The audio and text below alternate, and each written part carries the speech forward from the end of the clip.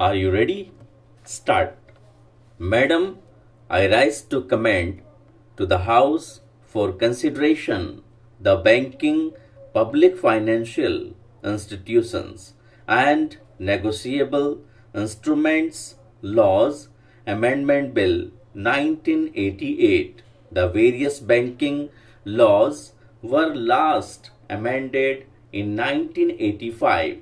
Since then, in the administration of these laws, a need for some further amendments has been experienced. This bill that is before the House seeks to meet only these limited felt needs. We are aware that there has occurred a sea change in the banking scene since the day our late Prime Minister Srimati Indira Gandhi took the momentous decision to bring commercial banking in the fold of the public sector.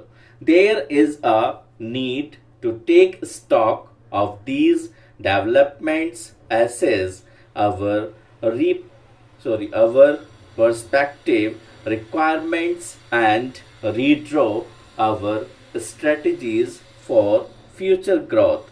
A comprehensive bill on banking may become necessary to achieve our objectives. However, such a bill, if considered necessary, would be taken up later. The present bill does not seek to achieve any major changes in the bank's operations. The statement of objects and reasons appended to the bill sets out the rationale for various provisions of the bill.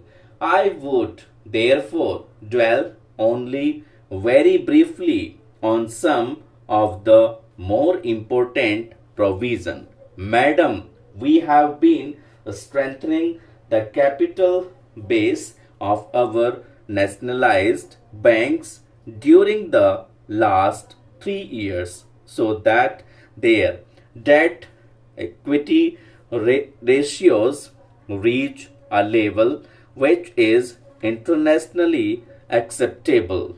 At present, the paid up capital of the nationalized banks is subject to a ceiling of rupees 100 crores. With successive contributions, this ceiling has been raised in the case of some of the banks. On the other hand, with ever expanding deposit base, the need for enlarging their capital base persists.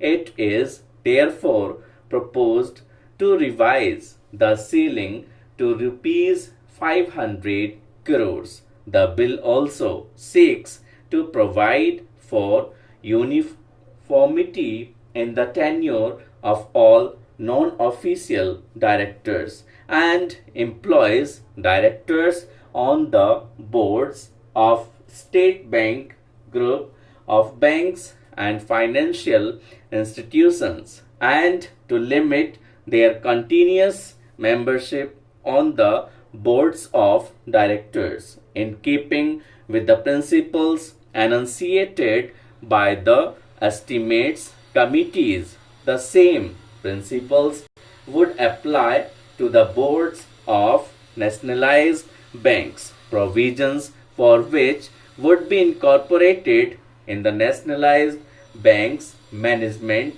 and miscellaneous provisions schemes. The Direct Tax Laws Amendment Act 1987 provide for financial year as the uniform previous accounting year for all the SSCs.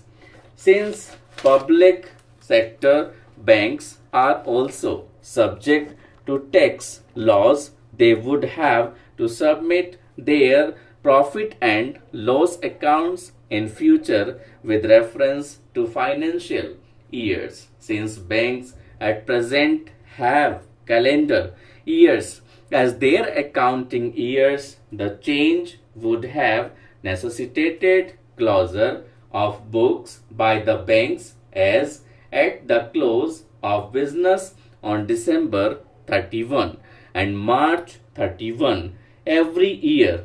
To obviate this avoidable exercise, which is costly, it is proposed to change the present accounting year of the banks and financial institutions also to coincide with the financial year. This bill proposes to give the requisite power to the government to notify the accounting year of the banks. Honorable members are aware that there have been persistent and widespread demands from various trade and industry associations to make bouncing of checks a penal offense. In this bill, it is proposed to amend the Negotiable Instruments Act to provide for this. The provision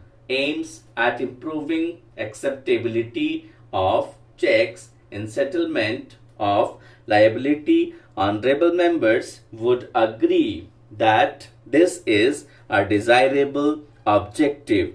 The provision seeks to make bouncing of checks for want of sufficient funds a penal offense. It does not deliberately go into the question of attentions of the drawers, as no prosecutions are permitted without the drawer getting a notice of dishonor and 15 days time to make good the amount of the check.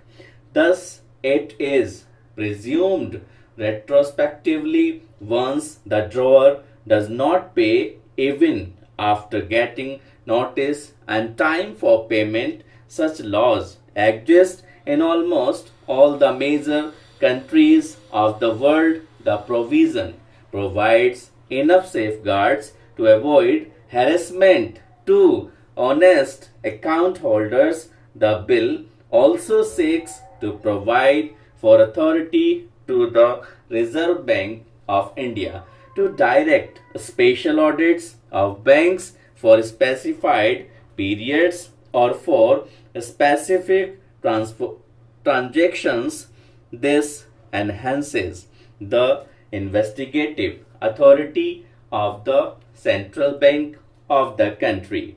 It is also proposed to provide for making of the regulations by the board of directors of certain banks and financial institutions by notification in the official gazette as recommended by this committee on subordinate legislation. There are various other amendments which are proposed to obviate certain practical difficulties encountered in operating the present provisions of the various laws and are mainly of routine nature.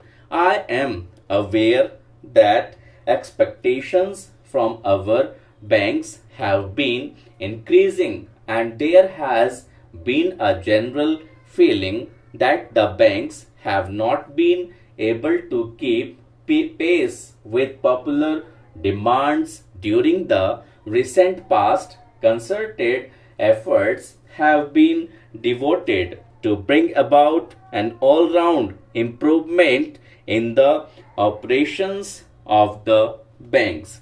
Improvement in customer service has received specific attention. Stop.